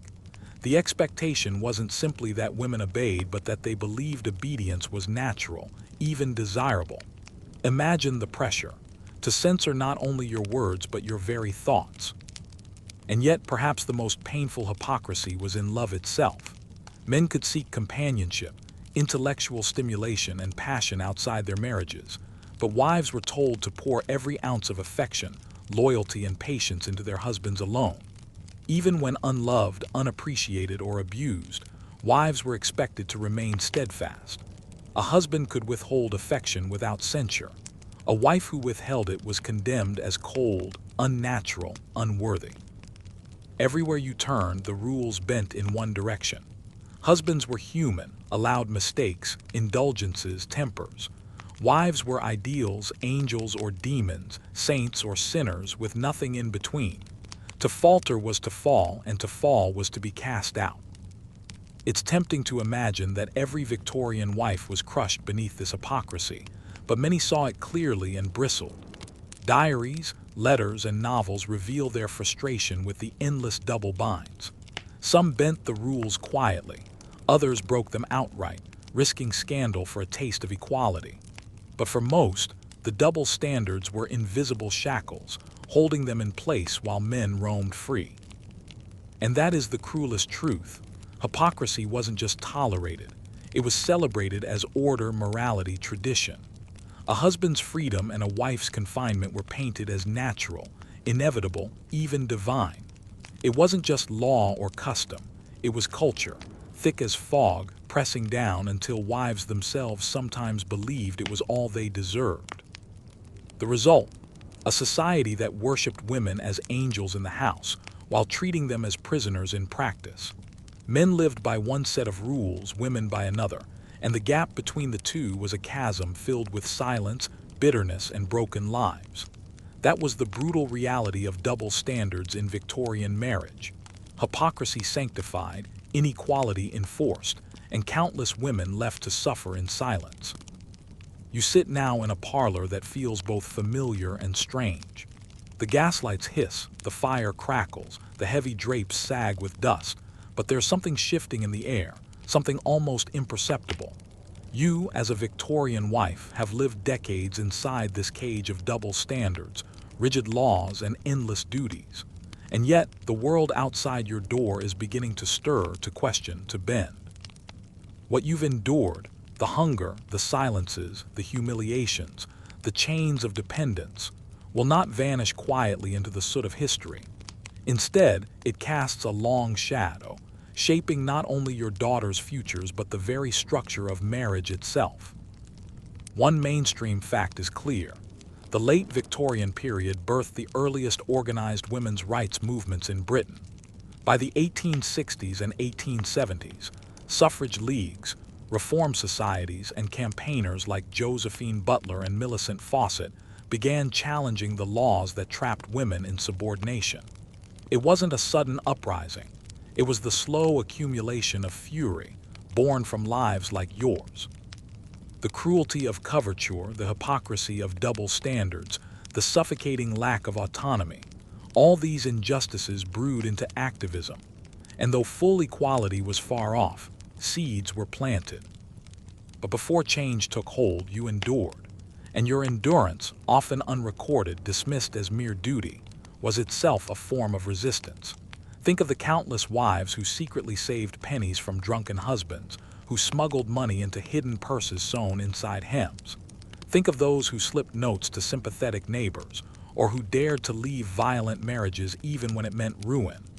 These quiet rebellions, too, shaped history. Historians still argue whether women's rights advanced through public protest alone, or whether the daily, invisible defiance of ordinary wives did just as much to tip the balance. Consider education.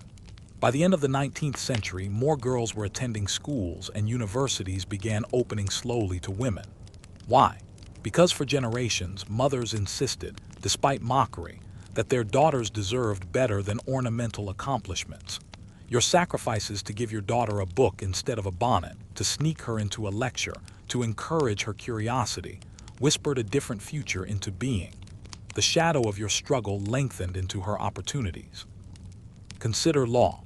The Married Women's Property Acts of 1870 and 1882 chipped away at coverture, allowing wives to keep wages they earned and control some property. These reforms didn't fall from the sky. They came after decades of wives trapped in marriages where their earnings and inheritances were swallowed whole by husbands. The sheer volume of injustice, documented in courts and newspapers, finally forced society to confront its cruelty. Your loss became someone else's gain. And consider work. Industrialization pulled women into factories, mills, and offices, sometimes out of desperation, sometimes from ambition. Wives who once were told their only role was in the home began earning wages outside it. For many, this was condemned. A working wife suggested her husband failed, but reality overpowered respectability, and working wives became a fact of urban life. Their sweat, their injuries, their long nights by factory machines, all laid groundwork for later arguments that women were not frail dependents but full participants in economic life. The quirky tidbit here. Some reformers argued that wives were more moral and orderly than men, and therefore deserved property rights not for their own freedom but to protect society from men's recklessness. In other words, the very stereotype that oppressed wives, the angel in the house, was twisted into a strange legal weapon. Give her control because she's too virtuous to waste it. It's almost laughable, yet it worked. Sometimes the path to freedom came disguised in flattery. But the shadow wasn't just progress. It carried scars, too. Even as reforms arrived, generations of women carried trauma inherited from Victorian households. Daughters of silent, submissive mothers grew up internalizing shame, fear, and caution. Sons raised in households where fathers ruled and mothers obeyed carried those expectations into their own marriages. The long shadow of inequality fell across family trees, shaping dynamics for decades. You can still feel it today. The expectation that women handle the emotional labor of marriage, That wives notice birthdays, soothe quarrels, manage households, often invisibly, can be traced back to Victorian assumptions about wives as managers and nurturers without recognition. The legacy of financial inequality, of women working more but earning less, echoes the days when wives were household accountants with no legal authority. The ghost of Victorian hypocrisy lingers in double standards that persist, however softened. Men praised for ambition, women pressured to balance ambition with endless caretaking. Historians still argue whether Victorian marriage was uniquely brutal or simply another stage in a long history of patriarchy. Some see it as a peak of oppression, sharpened by industrial capitalism, rigid morality, and suffocating domestic ideals. Others argue it was part of a gradual evolution, where even small cracks in the system, property reforms, suffrage campaigns, were stepping stones to modern rights. But whether it was peak or transition, the reality remains. Victorian wives carried burdens so heavy that their struggle reshaped the very definition of marriage. And here's the irony you can't ignore. The Victorian ideal of marriage, held up as eternal and natural, is long gone. Few today would tolerate laws stripping wives of property, or the idea that women shouldn't vote, or the notion that domestic violence is a private matter. The very structures that made your life brutal have been dismantled piece by piece, but they weren't dismantled easily. They fell because women endured, resisted, and finally demanded something better. So as you glance at the shadow your life has cast, you see both darkness and light. You see the lingering scars of inequality, but also the shoots of freedom that push through the cracks of your suffering. You, and women like you, shape the future not by choice, but by sheer survival. Your story is a warning, but also a foundation. Without your endurance, there would be no progress to measure, no freedom to claim, no rights to defend. The long shadow stretches still. It reaches into modern marriages, modern debates, modern struggles. But because you bore the weight in silence, others today can speak. Because you endured judgment, others today can defy it. And because you carried the shadow, others today can step into the light. And now, as we let the story soften and fade, you can release the heaviness of those rooms, the endless chores, the crushing silence. Let the gaslights dim in your imagination, the heavy skirts dissolve, the clinking of coins on the table fall quiet. You've walked through every corner of that life, felt the pressure of corsets, the strain of balancing pennies, the ache of being silenced. You've carried the burdens that Victorian wives shouldered, not just in their own lifetimes, but in the generations that followed. But here, at the edge of the journey, the tone changes. The shadow lengthens, yes, but shadows exist only where there is light. The very struggles you've wandered through have shaped the future, reminding us that progress often grows out of pain and freedom out of constraint. You can let yourself rest in the knowledge that what was once endured in silence is now spoken aloud. Their voices, muted then, are heard now in history, in law, in the way we live and love differently. So allow your breathing to slow, your shoulders to loosen. Imagine those Victorian streets emptying, the chimneys ceasing their smoke, the houses falling into stillness. You are safe, far from that time, carrying only the lessons, not the burdens. Tonight, the journey ends with gentleness. No judgments, no double standards, no endless to-do lists. Just quiet. Now may your mind drift where it wants, weaving dreams out of freedom instead of chains. May the long shadow fade into calm, leaving only peace behind. Sweet dreams.